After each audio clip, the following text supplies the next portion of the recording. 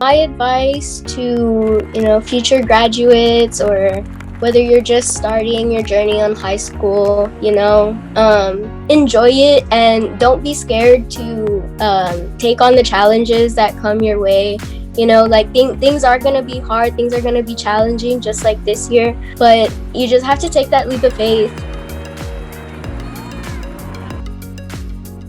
All this opportunity that like 2 years ago, I wouldn't even see myself right here, like today.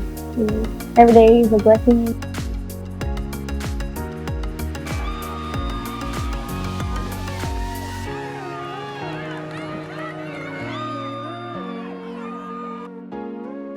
What I love most about being a STEM graduate from Harlandale is just being able to remember where I came from, growing up on the south side.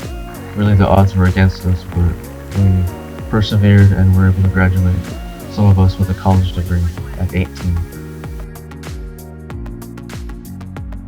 Students, make sure to take care of yourself, your mental health, and your physical health.